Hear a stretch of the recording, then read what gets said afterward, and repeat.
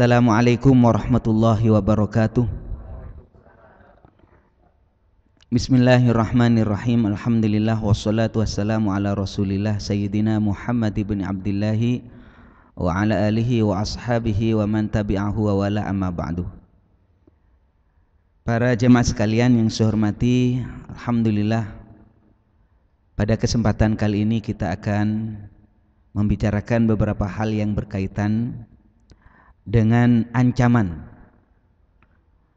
terhadap ideologi Islam Ahlus Sunnah wal Jamaah di Indonesia.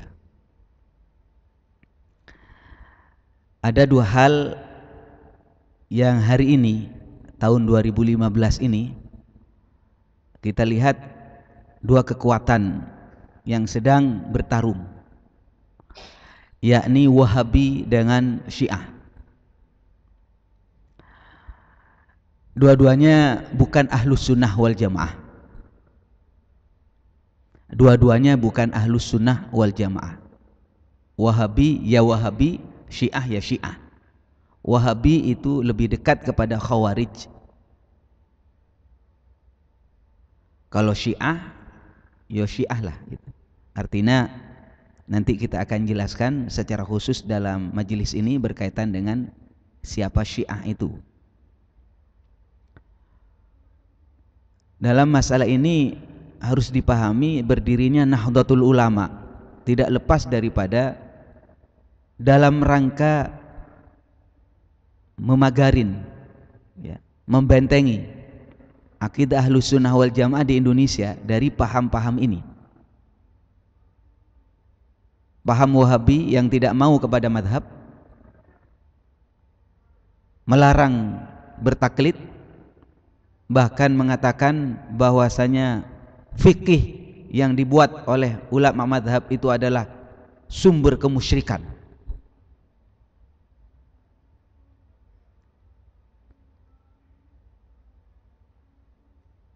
Melarang madhab, melarang bertaklid, tetapi anehnya mereka menggiring orang lain untuk bermadhab kepada madhabnya, bertaklid kepada imamnya, yakni Muhammad bin Abdul Wahab, atau diarahkan kepada Ibnu Taimiyah dan lain sebagainya. Buat saya ikut siapapun tidak ada masalah.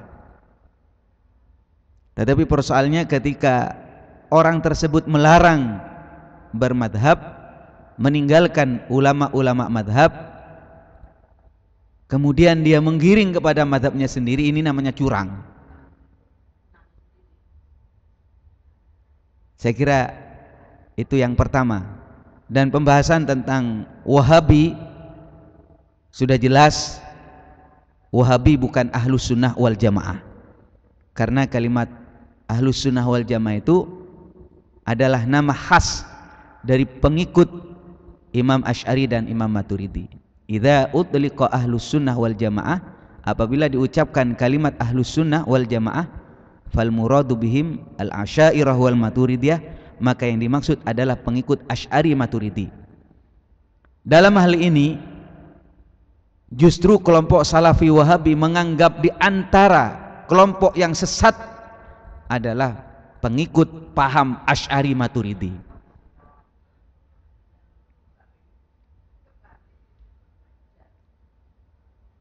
Karena madhab Asy'ari Maturidi itu mentakwil beberapa nas yang berkaitan dengan Allah Subhanahu wa taala yang disebut dengan ayat mutasyabihat. Mereka enggak mau takwil. Allah bersemayam di atas langit, ya udah segitu. Allah punya tangan, ya udah segitu. Allah sendiri kok yang bilang. Sedangkan akidah ini jelas ditolak oleh paham Asy'ari dan Maturidi. Konsep tauhid uluhiyah, rububiyah, asma wa sifat yang merupakan konsep tauhid ala Salafi Wahabi, jelas ini merupakan piranti, alat, jaring untuk mengatakan musyrik terhadap amaliyah Ahlus Sunnah wal Jamaah.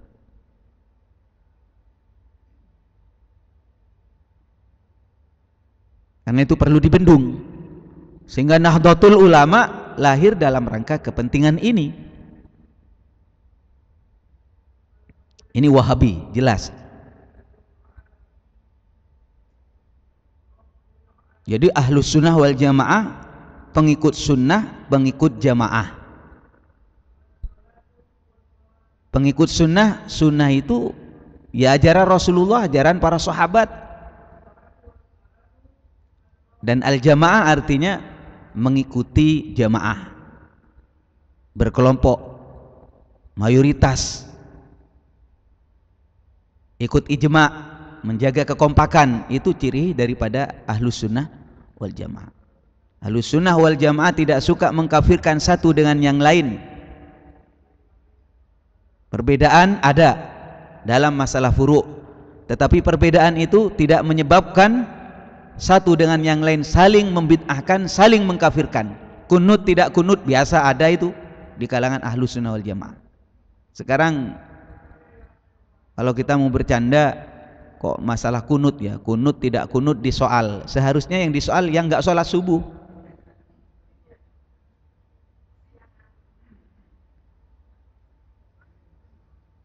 Jadi ada perbedaan, ada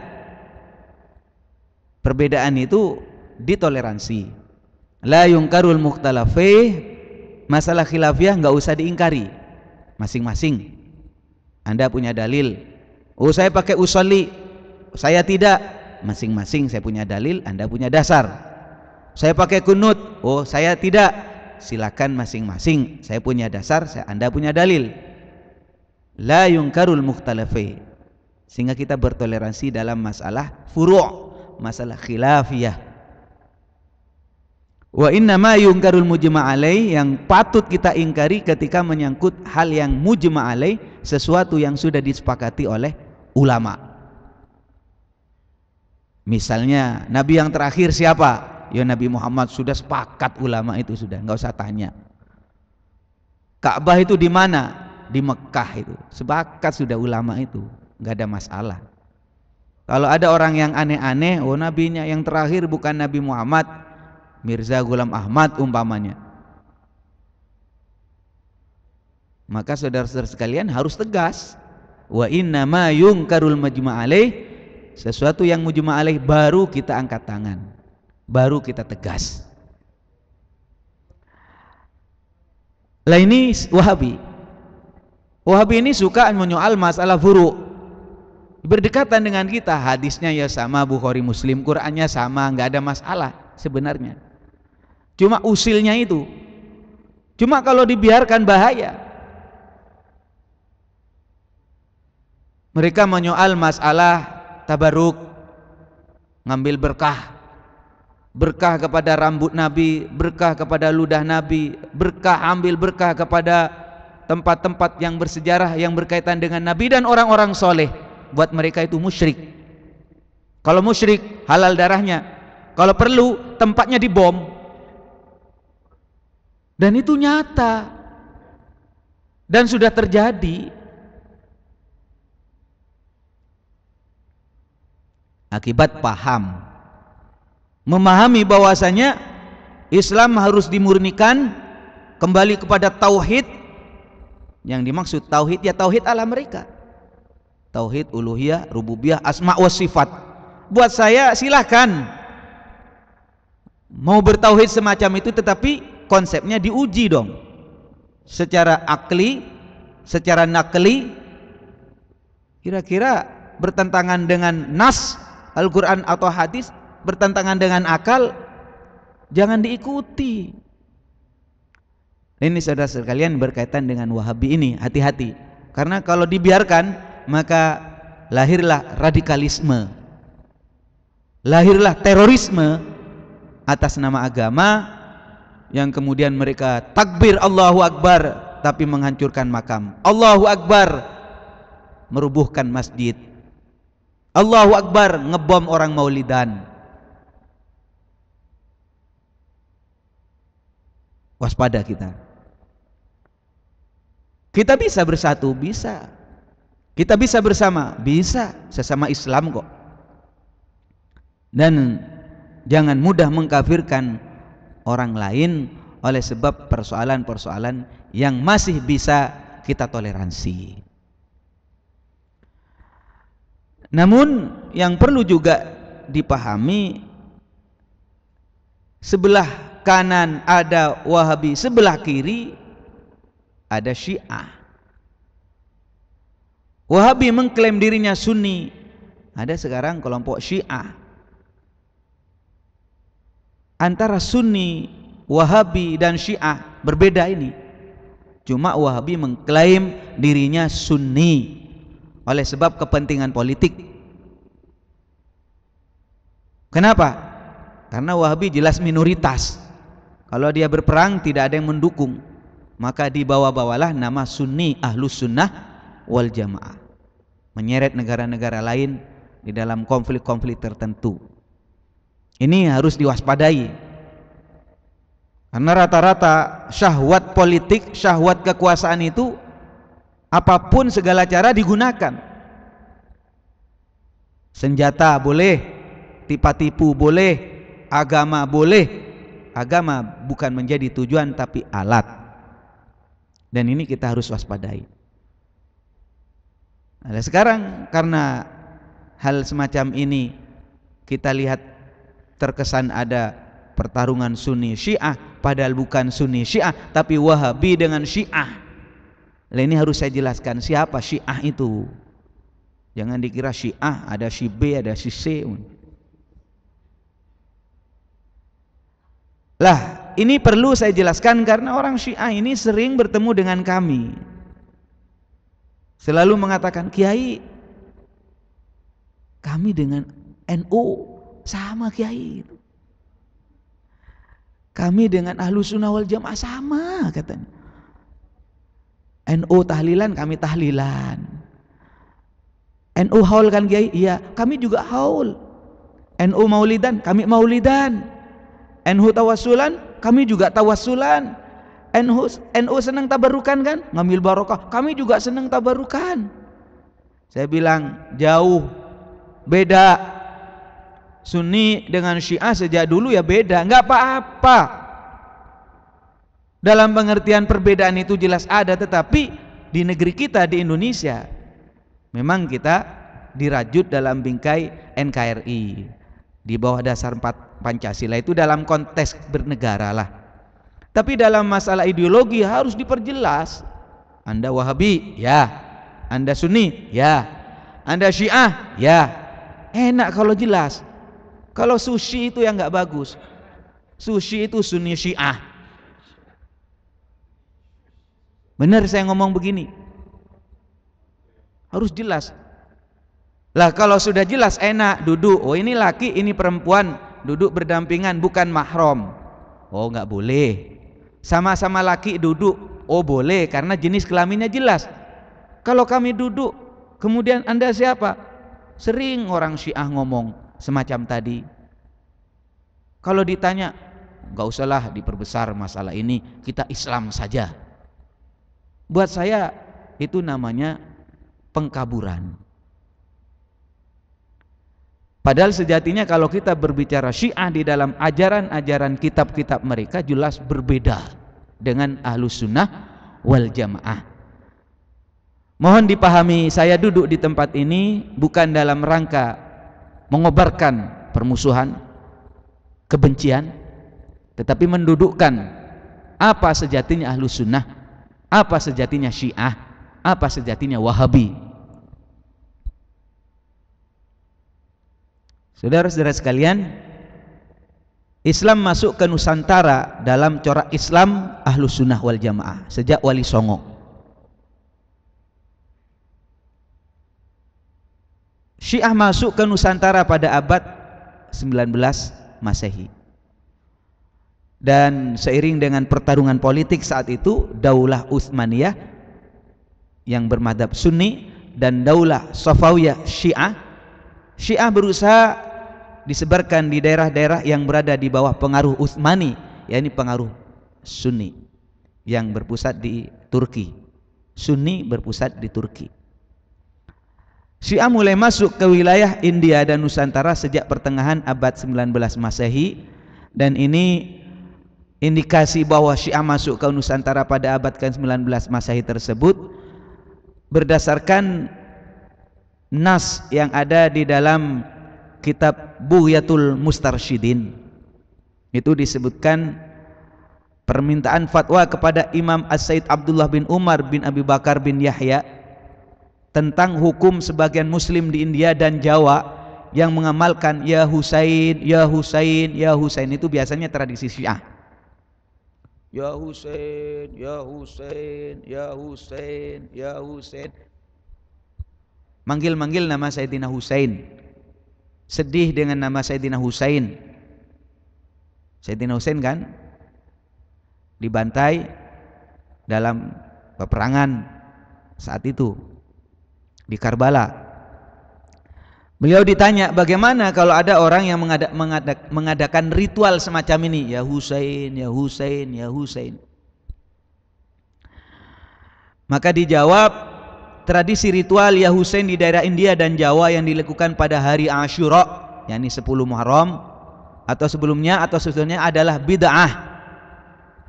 Bid'ah yang tercela, yang sangat diharamkan. Ini menurut ulama Sunni.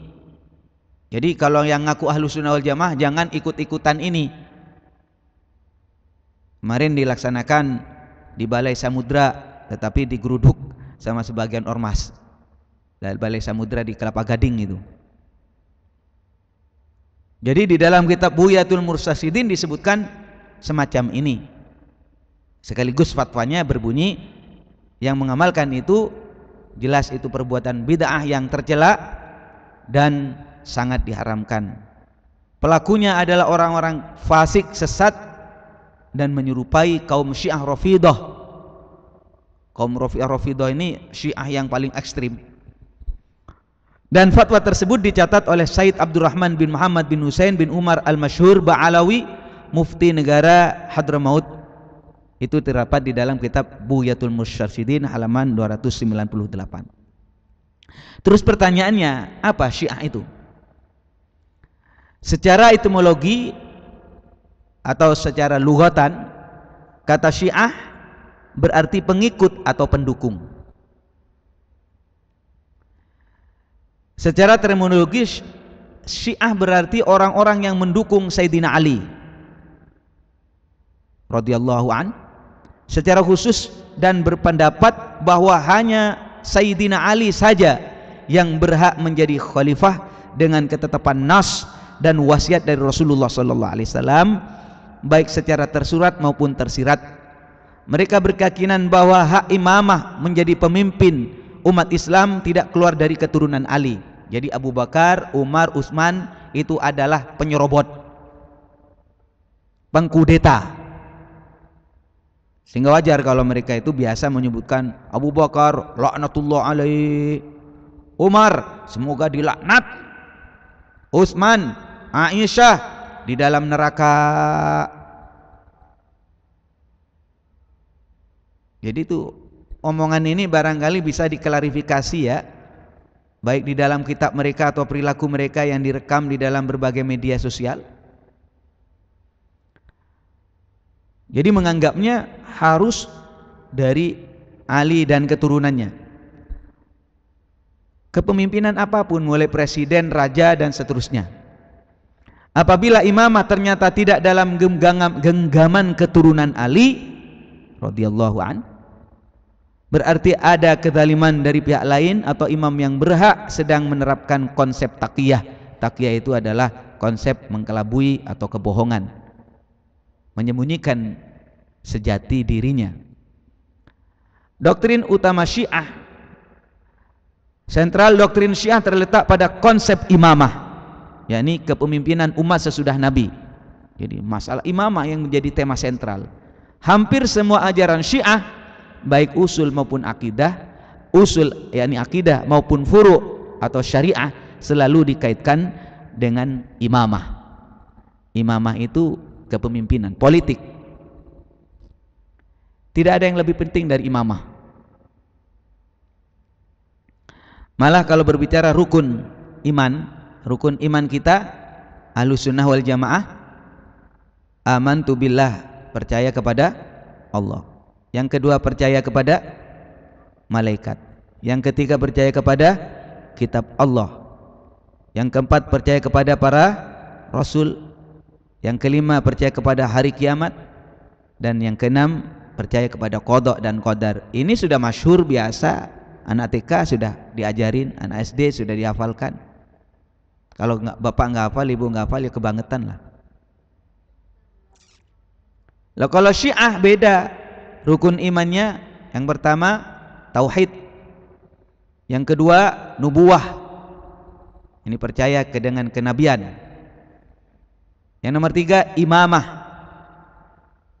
Setelah percaya kepada Allah, percaya kepada Rasulnya, percaya kepada imamah.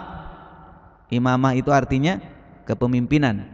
Dan kepemimpinan ini fokus kepada Sayyidina Ali dan keturunannya, tidak kepada yang lain. Nomor 4 al-adlu, keadilan. Yang nomor 5 al-ma'ad atau akhirat. Ini adalah rukun iman Syiah. Kalau rukun Islam kita seperti ini. Ahlussunnah wal jamaah rukun Islamnya syahadatain, asyhadu an la ilaha illallah wa asyhadu anna muhammadar rasulullah. 2 salat, 3 puasa, 4 zakat, 5 haji. Ada 5 hal. Kalau Syiah seperti apa Pak Ustadz? Rukun imannya pertama salat. Salatnya 3 waktu. Karena digabung-gabung itu, enggak disebut syahadatnya. Kemudian 2 puasa, sama-sama puasa. 3 zakat. Nomor 4 haji sama. Nomor 5 wilayah. Wilayah ini mentaati imam Syiah yang ke-12. Ini rukun Islamnya. Kemudian berbicara syahadat. Syahadatnya berbeda juga. Kalau Ahlussunnah wal jamaah asyhadu an la ilaha illallah wa asyhadu anna muhammadar rasulullah, selesai, dia sudah Islam. Tapi kalau orang Syiah bersyahadat sama asyhadu an la ilaha illallah wa asyhadu anna muhammadar rasulullah, kemudian ditambah bersaksi bahwa anna aliyan dan anak cucunya adalah wali dan hujjah Allah. Anda bisa lihat di dalam beberapa video yang barangkali mudah untuk diketahui di media sosial hari ini. Saudara-saudara sekalian yang saya hormati, adzannya saja berbeda.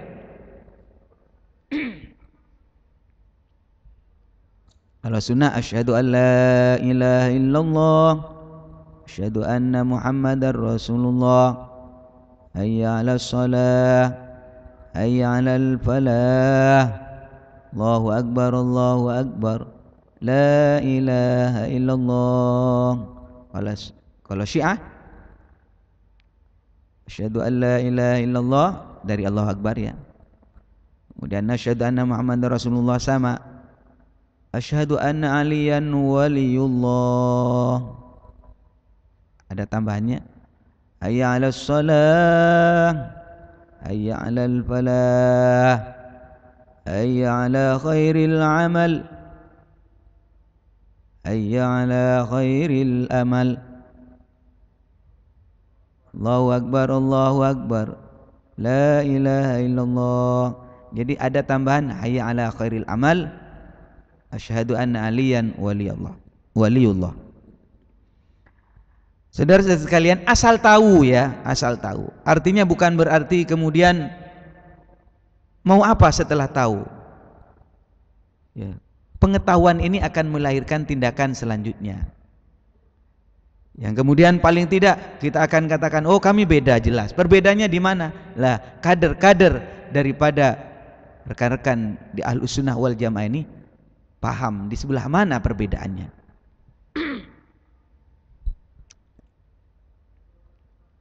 Kemudian kitab suci Al-Quran, menurut Ahlussunnah wal Jamaah, Al-Quran yang ada sekarang masih asli, tidak kurang dan tidak lebih 1 huruf pun. Tapi menurut Syiah Al-Quran yang ada sekarang palsu, tidak asli. 2/3 ayat-ayatnya hilang dan dibuang oleh para sahabat.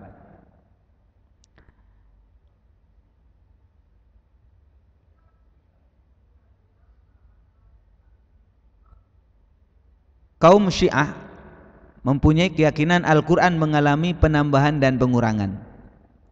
Di dalam kitab Awailul Maqalat halaman 93,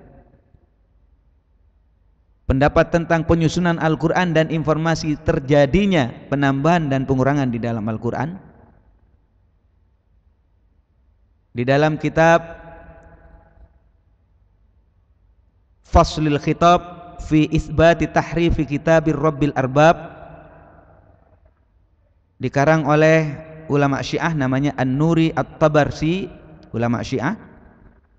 Di dalam kitab tersebut dijelaskan bahwasanya beberapa ulama Syiah yang berpendapat bahwa Al-Quran telah mengalami tahrif, perubahan. Di halaman 211. Saya persingkat, nanti kitabnya dibaca sendiri. Di dalam kitab Al-Anwarun Nu'maniyah disebutkan bahwasanya banyak hadis-hadis yang bahkan tingkatannya itu mutawatir, tidak bisa terbantahkan, katanya ulama Syiah, menunjukkan terjadinya distorsi atau tahrif dalam Al-Quran, baik dari segi lafaz, isi maupun i'rab.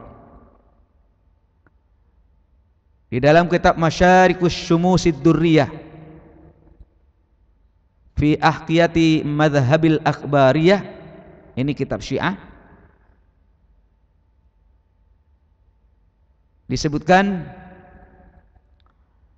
walhasil fal akhbar min tariq ahlul bait, disebutkan informasi dari jalur ahlul bait banyak sekali, kalau tidak mutawatir, bahwa Al-Quran yang ada sekarang di tangan kita tidaklah sempurna.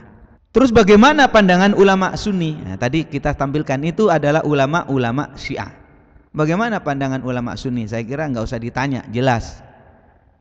Di dalam kitab syarah kitab Sulam Taufik, Syekh Nawawi Banten, ulama Sunni, berkata, disebutkan au jahada ay angkara ayatan au harfan mujma'an alai minal Qur'an au zada harfan fihi mujma'an ala nafihi mu'taqidan annahu minhu au il anqal. Inti daripada ta'bir ini menyebutkan di antara yang menyebabkan murtad adalah orang yang meyakini penambahan dan pengurangan Al-Quran.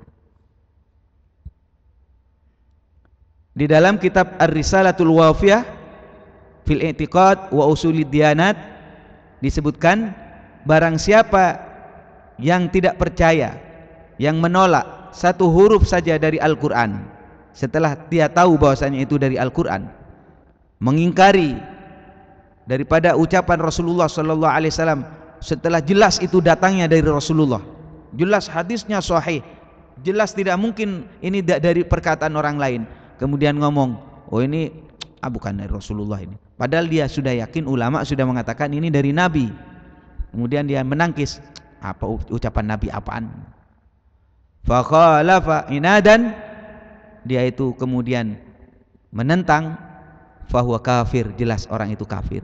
Itu pandangan ulama Ahlus Sunnah wal Jamaah. Di dalam Al-Quran disebutkan, inna nahnu nazzalna dzikra wa inna lahu lahafidhun. Inna nahnu nazzalna dzikra, aku yang menurunkan Al-Quran, wa inna lahu lahafidhun, dan aku yang akan menjaga kemurnian Al-Quran. Di dalam surat Fussilat ayat 42 disebutkan, la ya'tihil batilu min baini yadayhi wala min khalfihi tanzilum min hakimin hamid. Jelas inti daripada ayat ini mengatakan Al-Quran tidak akan bisa dirubah dan tidak akan ada orang yang mampu mengotak-ngatik kemurnian dan kebenaran Al-Quran, karena itu datangnya dari Allah Subhanahu wa ta'ala. Ini berkaitan dengan paham Al-Quran. Berkaitan dengan paham imamah, ini perlu saya jelaskan. Para imam menurut Ahlus Sunnah wal Jamaah tidak ada pemimpin yang maksum. Maksum itu apa? Terjaga dari dosa. Selain para nabi. Kalau nabi jelas akidah kita ismatuhum kasairil malaika. Para nabi maksum, para rasul maksum, terjaga dari dosa. Itu keyakinan kita. Tapi selain para nabi tidak ada pemimpin yang maksum selain para nabi, dan tidak ada seorang yang mampu mencapai derajat para nabi. Itu keyakinan Ahlus Sunnah wal Jamaah. Kemudian kalau keyakinan Syiah seperti apa? Para imam Syiah itu maksum dan derajatnya melebihi para nabi dan malaikat. Di mana kitabnya itu? Kitabnya ini bahkan imam Syiah lebih tinggi dari para nabi. Yang tadi saya sebutkan, kalau ada yang ngomong kami ini sama tawasulnya Pak Kiai, orang NU dengan orang Syiah, beda. Di dalam kitab Biharul Anwar, ini kitab Syiah, disebutkan babu anna du'a al-anbiya ustujiba bit tawassuli bihim. Bab ini menerangkan bahwasanya Allah mengabulkan doa para nabi. Para nabi itu doanya dikabulkan oleh sebab bertawassul dengan para imam Syiah. Coba Anda baca sendiri kitab Biharul Anwar juz 24 halaman 355. Mohon dicek kitabnya. Bahkan di dalam kitab Biharul Anwar disebutkan para imam Syiah lebih alim dari para nabi. Kalau kita kan bertawassul ya kepada Nabi Muhammad lah paling tinggi lah. Tawassul kepada para wali iya, tapi tidak akan mengalahkan derajatnya para nabi. Tawassul kepada Sultanul Aulia Syekh Abdul Qadir Al-Jilani, bertawassul kepada Hadratus Syekh Hasyim Asy'ari, bertawassul kepada Wali Songo umpama. Enggak apa-apa, boleh. Tapi kita tidak punya keyakinan bahwasanya para wali itu sehebat apapun mengalahkan para nabi. Ini yang dimaksud perbedaan kami. Kalau ada yang ngomong kami sama kan tawassul dengan Anda, beda. Kalau kami bertawassul kepada Rasulullah, setinggi-tingginya adalah Rasulullah, tidak ada yang bisa mengalahkan Rasulullah. Kalau bertawassul kepada para ulama diperbolehkan, tapi tidak ada satupun ulama yang bisa mengalahkan para nabi. Kalau Anda mempunyai keyakinan bahwasanya imam yang ke-12 itu yang Anda percayai mempunyai makom yang lebih tinggi, bahkan mengalahkan para nabi. Di dalam kitab Biharul Anwar. Kalau sekedar ngomong, ini kadang-kadang saya diprotes, Pak Kiai jangan sembarangan ngomong, menuduh orang Syiah begono begini. Mana kitabnya? Kitab berbasis kitab. Omongan saya pasti direkam. Kalau sudah direkam macam begini kan tidak bisa bohong. Babu annahum a'lamu minal anbiya alaihimus salam. Para imam Syiah lebih alim dari para nabi. Ulama Syiah bahkan Khumaini meyakini imam Syiah lebih tinggi dari para nabi. Anna lil imam maqaman mahmudan wa darjatan samiyatan wa khilafatan takwiniyatan, dan seterusnya. Beliau menyebutkan Ayatullah Al-Khumaini Al-Hukum Al-Islami halaman 52. Sesungguhnya imam mempunyai kedudukan yang terpuji, derajat yang mulia, dan kepemimpinan mendunia, di mana seisi alam ini tunduk di bawah wilayah dan kekuasaannya. Dan termasuk hal yang diyakini mazhab kami Syiah adalah bahwa para imam kita mempunyai kedudukan yang tidak bisa dicapai oleh malaikat muqarrabin ataupun nabi yang diutus. Ini saya membacakan bukan mau menjelek-jelekan, ini realitas kitab mereka semacam itu.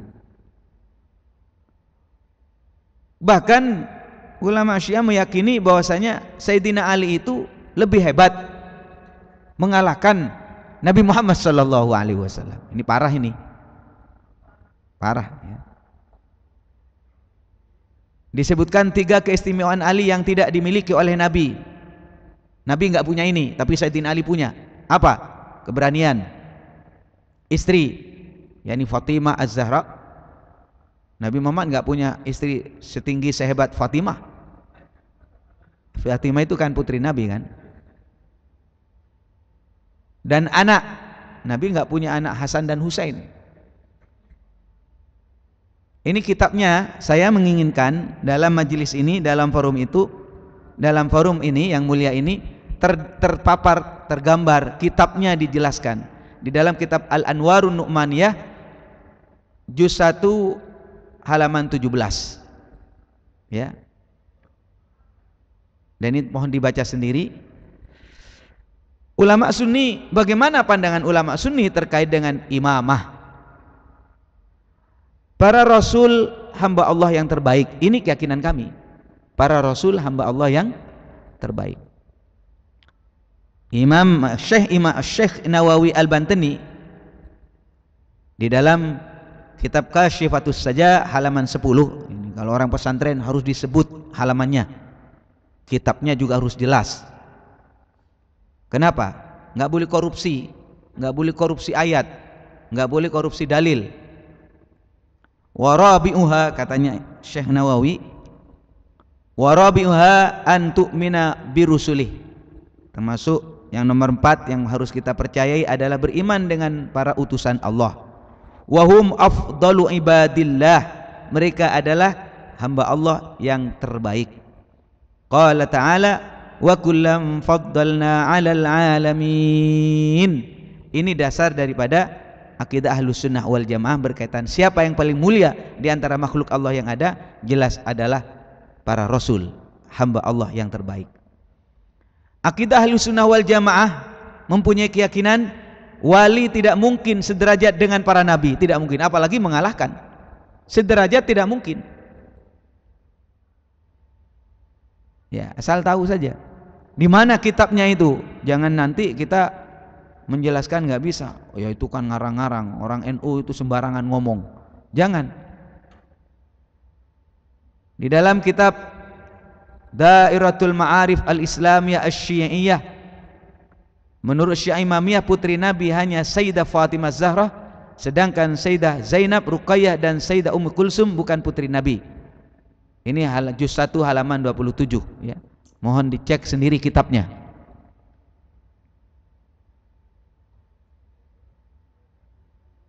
Bahkan tokoh Syiah Pak Jalaluddin Rahmat mengatakan Ruqayyah dan Ummu Kulsum bukan putri Nabi. Beliau itu ketua Ijabi ya. Ijabi itu Ikatan Jamaah Ahlul Bait Indonesia. Beliau mempunyai keyakinan begitu. Walaupun saya sering berkumpul dengan beliau, duduk bersama dalam forum-forum kebangsaan, tetapi saya katakan Anda berbeda dengan kami ya. Yang nggak seneng kalau kita ngomong kemana-mana gara-gara kita tidak tahu data ini, mereka bertemu kita seperti orang munafik gitu. Bagaimana orang munafik? Wa idza laqul ladzina amanu qalu amanna wa idza qalu ila syayatinihim qalu inna ma'akum. Ketemu sama orang NU, kami NU Kiai. Enggak boleh begitulah. Ya, orang NU juga begitu, kadang-kadang ketemu orang Syiah takut enggak kebagian duit. Ya akhirnya jadi Sunni Syiah. Susi. Ya. Bagaimana pandangan ulama Ahlus Sunnah wal Jamaah? Semua sejarawan sepakat bahwa Ruqayyah dan Ummi Kulsum termasuk putri Nabi. Di dalam kitab Nasab Quraisy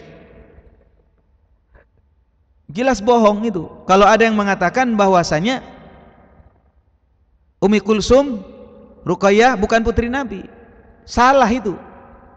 Kalau saya tidak tuduh bohong, salah itu pernyataan itu. Dan ini Anda bisa baca sendiri. Ini terkait dengan putri Nabi. Ini perbedaan mendasar, Pak. Ulama Syiah meyakini Ahlul Bait selain Syiah kafir. Coba. Al-Kulaini, keturunan Ali dan Fatimah radhiyallahu anhuma, yang tidak mengakui Imam Syiah adalah kafir.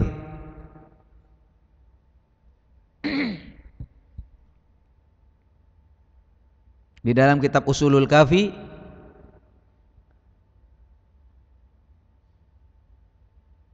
juz awal halaman 141, Lah ini yang terpenting lagi adalah berkaitan dengan sahabat Nabi Muhammad sallallahu alaihi wasallam. Bagaimana pandangan Ahlus Sunnah wal Jamaah? Ahlus Sunnah wal Jamaah berpandangan para sahabat Nabi adalah golongan dan generasi terbaik umat Islam. Semua. Dan yang paling utama adalah Sayyidina Abu Bakar, urut Umar, Utsman, Ali, kemudian sahabat yang 10 yang mubasysyir bil jannah, yang diberi kabar gembira dijamin masuk surga. Ini keyakinan kita Ahlus Sunnah wal Jamaah. Kalau orang Syiah enggak. Para sahabat adalah perampas kekuasaan, murtad dan kafir.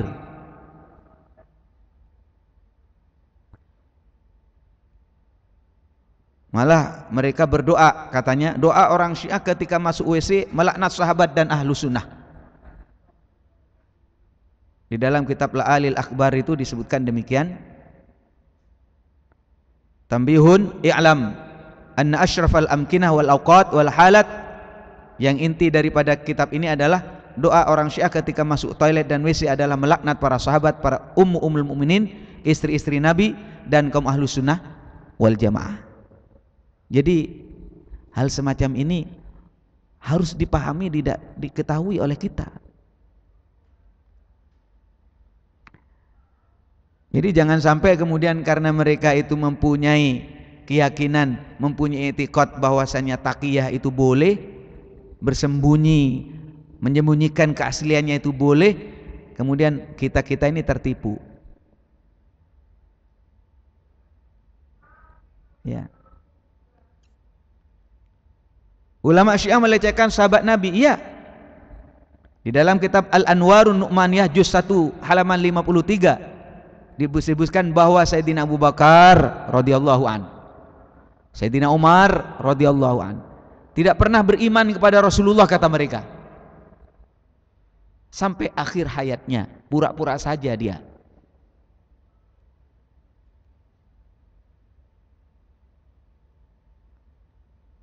Mohon dicek kitabnya yang penting. Saya menginginkan apa yang saya sampaikan ini bisa dijelaskan oleh orang-orang Syiah.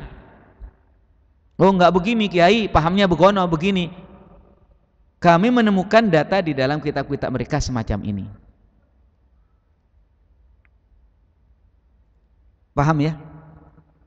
Ini berkaitan kan satu-satu masalah sahabat. Bahkan mengkafirkan seluruh sahabat, itu mereka orang Syiah. Di dalam kitab Rawdatul Kafi disebutkan, Al-Kulaini ulama Syiah mengatakan dalam kitabnya Ar-Rawdatul Mina Al-Kafi, sebutkan juz 8 halaman 198 bahwa seluruh sahabat itu murtad. Beliau mengatakan kanan nasu ahli riddatin ba'dan nabi, manusia setelah Nabi semuanya murtad, illa salasah, kecuali 3 orang. Fakultu wa manis salasah, siapa yang tidak murtad itu? Yang pertama faqala al-Miqdad bin Aswad. Yang pertama adalah Miqdad bin Aswad. Yang kedua Abu Dzar Al-Ghifari.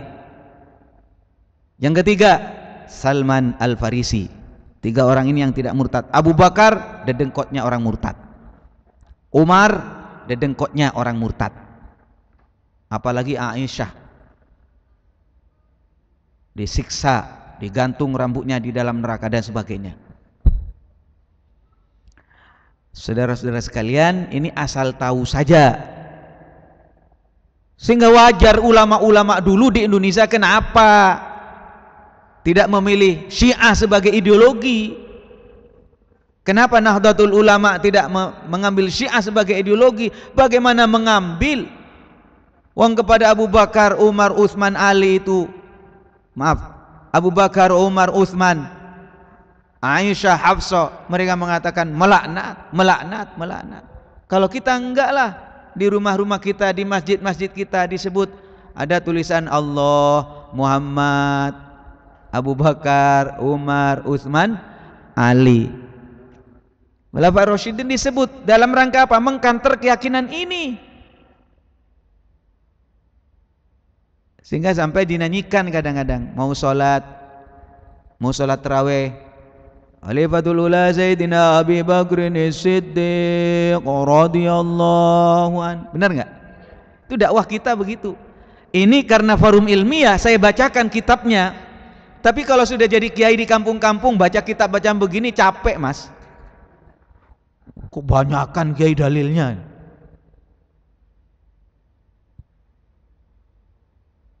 Sayyidina Khalifatul Thaniya Sayyidina Umar bin Al-Khattab radhiyallahu an, gitu kan? Sayyidina Utsman radhiyallahu an, Sayyidina Ali radhiyallahu an wa karramallahu wajhah. Luar biasa kita. Itu dakwah kita, dakwah para kiai. Ya, zaman sekarang karena kita ada data, ada kitab macam begini, sampaikan kepada masyarakat. Seperti ini, ya. Jadi kadang-kadang saya memahami kenapa ulama-ulama di Indonesia Wali Songo jelas bukan Syiah, ya Syiah kelakuannya seperti itu.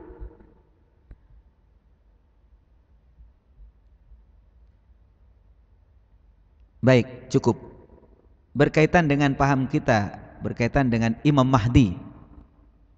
Bagaimana pandangan Ahlus Sunnah wal Jamaah? Imam Mahdi menurut kami Ahlus Sunnah seorang pemimpin yang membawa kesejahteraan dan keadilan bagi umat Islam dan mengamalkan syariat Islam.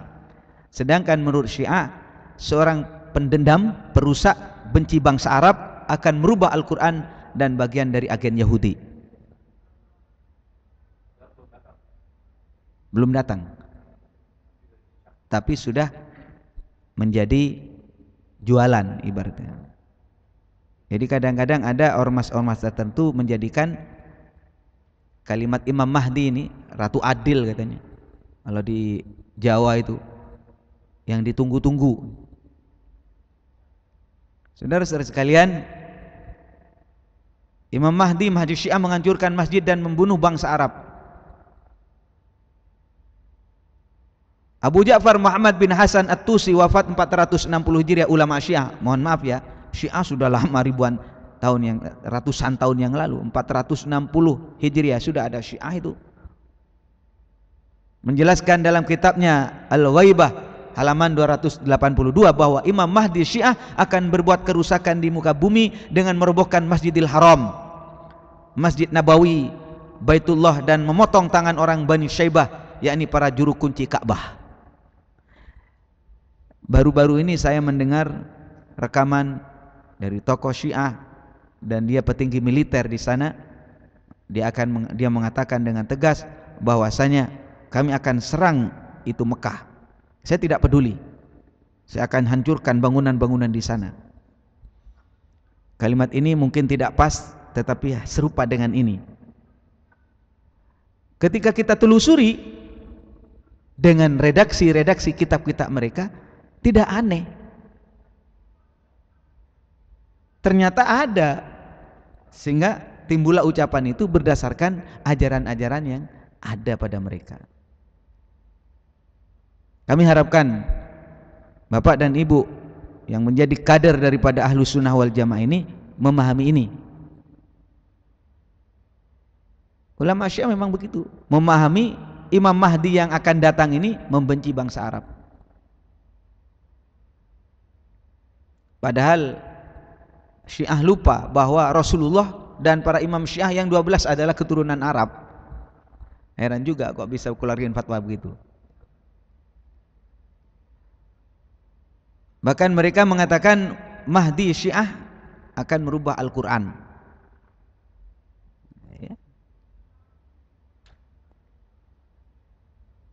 Yaqumul qa'im bi amrin jadid wa kitabin jadid wa qada'in jadid 'alal Arab syadid laisa sya'nu illa saif.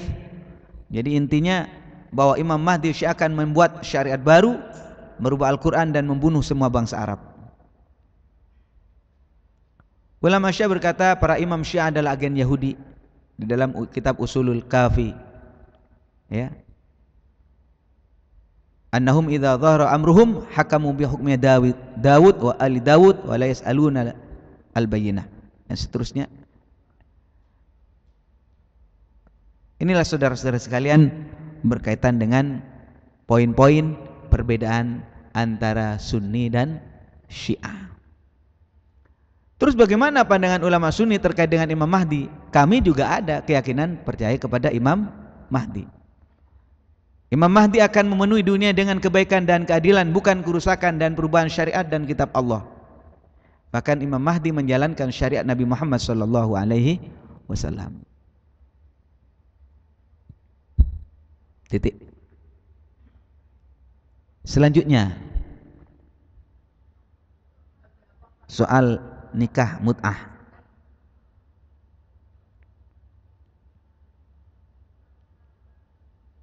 Ahlus sunnah wal jamaah, bagaimana pandangan ahlus sunnah wal jamaah berkaitan dengan mut'ah? Mut'ah itu adalah nikah yang dibatasi dengan waktu. Kontrak, bahasa ibu, bahasa bapak. Nikah mut'ah atau kawin kontrak hukumnya haram. Kalau menurut Syiah, nikah mut'ah atau kawin kontrak hukumnya halal dan bahkan dianjurkan, pahalanya melebihi amal ibadah yang lain. Ini disenengin sama bapak-bapak ini. Bahaya ini. Syiah yang lain nggak maulah.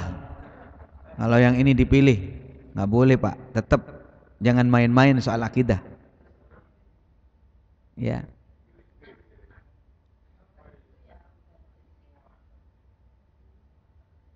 Ini saya anggap legalisasi perzinahan.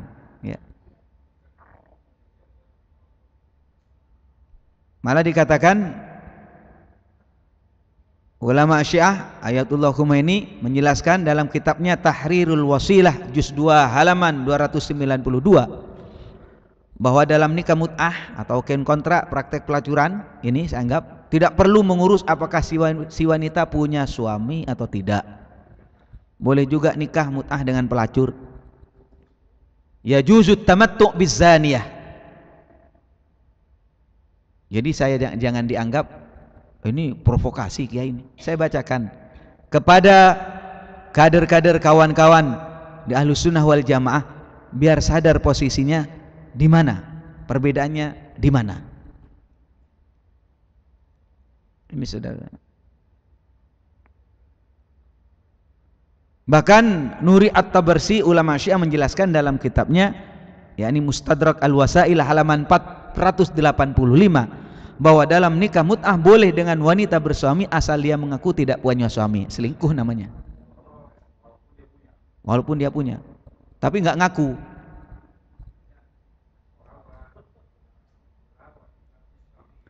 Ini babu tasdiqil mar'ah fi nafiz zauj wal iddah wa nahwima wa adim wujubi taftis wa soal, enggak usah nanya-nanya si laki. Ini saya perempuan, Pak, bukan banci, bukan bencong. Ya udah. Nikah 2 jam. Enggak usah nanya-nanya, enggak usah teliti. Punya suami enggak? Enggak usah. Tidak wajib at-taftish. Taftish itu teliti. Nanya-nanya. Enggak usah.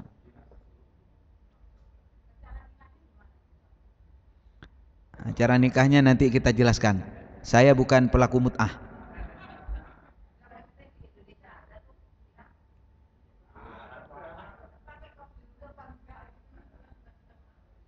Bahkan nikah mut'ah dengan anak bayi juga sah katanya. Boleh dilakukan dengan bayi yang masih menyusui.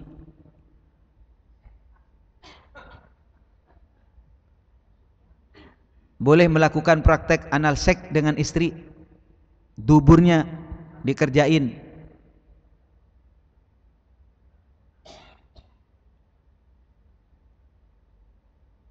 Nikah mut'ah boleh dilakukan dengan bayi yang masih menyusui. Ini kitabnya kan ada. Saya kalau ngomong begini kemudian tidak berdasarkan kitab, saya bisa dituntut, Pak. Ini kiai itu sembarangan ngomong, nuduh.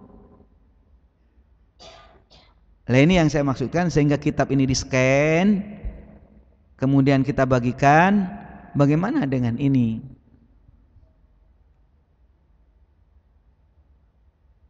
Anal seks tidak batalkan puasa, ya enak juga sih. Maksudnya enak bagi orang nggak benar. Di dalam kitab apa itu Pak Kiai? Ulama Syiah menjelaskan dalam kitab Tahdzibul Ahkam juz 7 halaman 460 bahwa anal seks tidak membatalkan puasa dan tidak mewajibkan mandi pada pihak istri. Istrinya gak usah mandi karena bukan lewat jalan depan. Apa takbirnya? Saya bacakan. Idza atar rajulu al mar'ata fid duburi, apabila seorang laki-laki menjima istrinya, menjima perempuan lewat duburnya, wahiyya shaimah, dan perempuannya sedang puasa, lam yangqut shaumuha, maka puasanya tidak batal. Walaisa 'alaiha ghuslun, dan si perempuan enggak wajib mandi. Loh, kitab ini Pak, Anda jangan marah-marah kepada saya. Loh Pak, kayak ini kok baca kitab-kitabnya orang Syiah. Bahkan pahala nikah mut'ah besar sekali. Disebutkan pahala nikah mut'ah besar sekali, semua dosa diampuni sejumlah helai rambut sekujur tubuhnya, di sekujur tubuhnya. Ya bagi orang yang nakal cocok ini.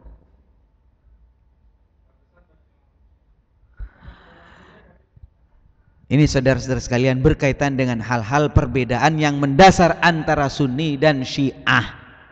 Paham ya?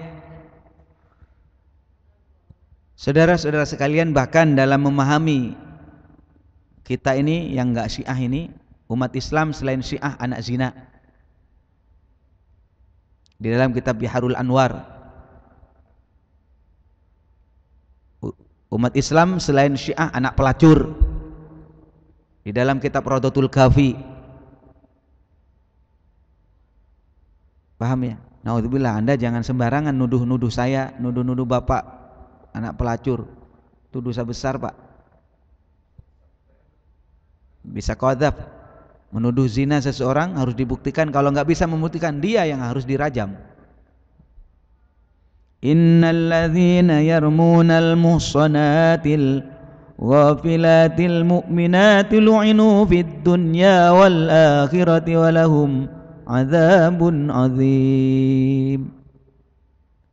Pokoknya intinya orang yang gampang menuduh orang lain anak pelacur, buktikan. Kalau nggak bisa membuktikan, dia akan disiksa di dunia dan di akhirat. Jadi jangan gampang, kamu dapat dari sampah ya. Hah?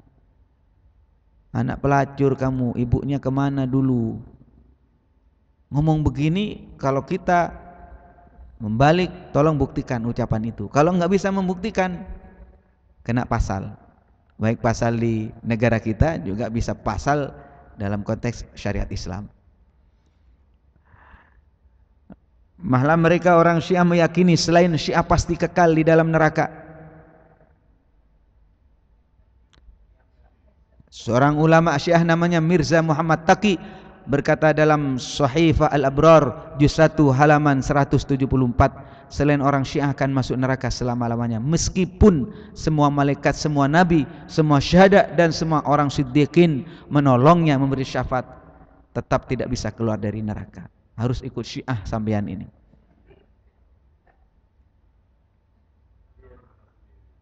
Ya.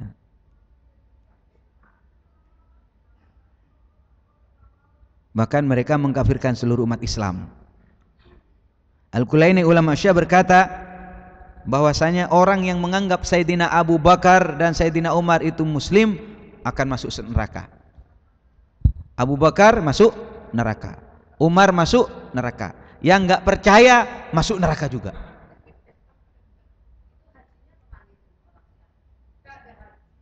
Ya hajinya sama.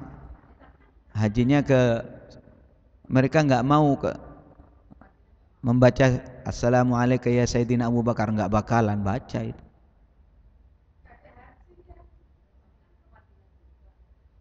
Bahkan orang Sunni itu menurut mereka kafir asli. Di dalam kitab Al-Hadaiqun Nadhirah. Ini saudara-saudara sekalian, banyak perkataan berkaitan dengan hal semacam ini. Yang jelas itu adalah perbedaan mendasar. Karena itu sejak dulu Kita tidak pernah menyoal masalah Syiah. Bukan berarti Syiah itu dekat dengan kita, enggak. Karena sangat jauh bainas sama usumur itu. Setelah saya jelaskan ini dengan kitab-kitabnya dan Anda baca sendiri, jelas kenapa energi kita tidak bersinggungan dengan Syiah secara langsung. Enggak bakalan orang NU itu masuk Syiah, berbeda. Yang ngerecokin hari-hari ini sering itu adalah Wahabi. Wong masjidnya sama, rebutan masjid kadang. Ibu-ibu majelis taklim baca sholawat nariyah, musyrik. Ibu-ibu yang baca sholawat munjiat, musyrik. Kenapa? Karena bertawassul kepada Nabi. Nabinya sudah mati kok. Allahumma sholli sholatan kamilatan wa sallim salaman taman ala sayyidina Muhammadin alladhi tanhallu bihil uqadu wa tanfariju bihil qurabu wa tuqda bil hawaij wa tunalu bir raghaib wa husnul khawatim istasal wa ma biwajhil karim wa ala alihi wa sahbihi fi kulli lamati wa nafasin bi adadi kulli ma'lumin lak. Ini namanya sholawat nariyah. Sholawat nariyah. Kenapa disebut sholawat nariyah? Loh, orang Wahabi nggak ngerti ngomong, oh itu sholawat api dari neraka itu katanya. Iya, ada yang ngomong begitu kepada saya. Kiai, itu selawat neraka itu katanya. Kenapa? Nariyah, neraka. Bid'ah. Karena ada kalimat salatan apa? Salatan tunjina biha, astagfirullahaladzim. Tanhallu bihil uqadu wa tanfariju bihil qurabu. Kalimat bihi itu tanhallu, akan terbuka bihi dengan sebab Nabi, al-uqadu segala ikatan, wa tanfariju dan akan terbuka juga, lepas, al-qurabu bihi dengan sebab Nabi, al-qurabu segala kesusahan. Katanya orang Wahabi, musyrik itu. Kenapa? Minta tolong pada Nabi, Nabi wis mati. Ya Rabbi bil Mustafa baligh maqasidana waghfir lana ma madha ya wasi'al karami. Wah, Bapak nikmat baca itu. Ketemu orang Wahabi, musyrik lagi. Kenapa? Minta tolong ke Nabi, Nabi wis mati. Ya Rabbi, wahai Tuhan kami, bil Mustafa dengan barokah Nabi al Mustafa yang terpilih, baligh maqasidana sampaikan keinginan-keinginan kami dengan barokah Nabi Muhammad. Oh, musyrik, Nabi wis mati, jangan dipanggil-panggil. La ilaha il. Aduh, musyrik kabeh wis. Akeh sing apal Quran hadis seneng ngafirke marang liyane kafir dewe. Kafirnya sendiri nggak diurus, benar nggak? Saudara-saudara sekalian, jadi ini fitnah benar, fitnah akhir zaman. Karena itu hal semacam ini penting disampaikan, dibabarkan, dipaparkan, dibeberkan, digelar dalam forum-forum ilmiah, biar tidak terkesan fitnah. Nanti Pak Kiai Misbah ini tukang fitnah, ngomong Wahabi fitnah, ngomong Syiah fitnah, enggak ada dasar. Kami ada dasar. Kalau disampaikan kita tepat, bisa tapi secara terperinci juga boleh? Saya pingin hal semacam ini tersampaikan. Materinya secara umum saja. Satu contoh, mari saudara-saudara sekalian kembali kepada ajaran Islam Ahlus Sunnah wal Jamaah. Inilah ajaran hak daripada Rasulullah sallallahu alaihi wasallam yang disampaikan oleh para sahabat, disampaikan oleh para ulama-ulama yang terpercaya hingga sampai kepada kita. Gitu. Jelas thariqah ilmu kami nyambung dari kiai kami kepada kiai di atasnya, sambung kepada ulama di atasnya, sambung kepada sahabat, sambung kepada Rasulullah. Kalau Kiai Said lebih jelas dari saya, benar nggak? Kalau saya masih sambung ke siapa? Nyari dulu kitabnya. Kalau Kiai Said itu kan disebut namanya, benar nggak? Ya Hasyim Asy'ari atasnya disebut. Itu kelebihan beliau. Kalau kelebihan saya ada di laptop, tunggu dulu. Tapi jelas ada, benar nggak? Jelas ada. Beliau itu bedanya hafal. Kalau saya pinter begini. Ya lebih gampang saya sih sebenarnya, orang pada ngelihat. Cuma lebih hebat kelihatan beliau. Ya, memang beliau itu halim lah. Itu Pak, saudara sekalian, saya sering menyampaikan ini. Jangan ikut Wahabi yang dikit-dikit mengkafirkan masalah furu'. Tahlil nggak tahlil diurus gitu. Kunut nggak kunut diurus. Yang diurus itu yang nggak sholat subuh tuh. Saya ceramah begitu Pak di Lemanas kemarin, Jumat kemarin. Kunut nggak kunut ribut. Yang perlu diributkan yang nggak sholat subuh. Sholat Jumat agak ketawa sedikit katanya, ketawa sholat Jumat itu. Ada masjid yang terbaru dekat terminal itu.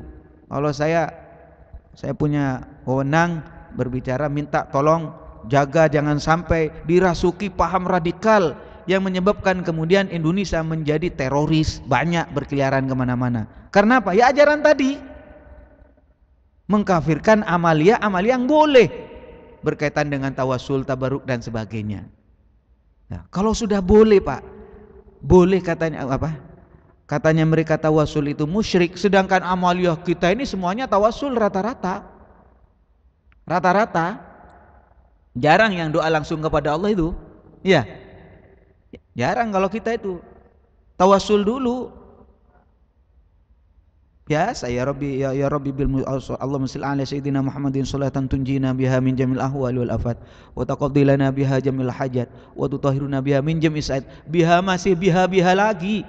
Biha dengan barokah sholawat selamatkan kami, biha dengan barokah, enggak langsung kepada Allah kita. Apalagi di dalam salawat Badar. Ilahi sallimil ummah minal afati wan niqmah wa min hammi wa min ummah bi ahlil badri ya Allah. Selamat kami ya Allah dari segala afat, dari segala mara bahaya, bi ahlil badri ya Allah, dengan barokah ahlul badar. Oh musyrik lagi, pasukan Badar sudah mati. La ilaha illallah. Ya kalau bertanya bagaimana posisi tawasul dalam Islam, dianjurkan. Doa yang paling dimustajabkan adalah ketika kita bertawasul kepada Nabi, bertawasul kepada zat Nabi, bertawasul kepada bekas peninggalan Nabi dan orang soleh. Boleh. Kitabnya nanti pembahasannya, sekarang sudah selesai, sudah capek. Saya kira demikian dan saya tutup dulu. Mudah-mudahan bermanfaat. Assalamualaikum warahmatullahi wabarakatuh.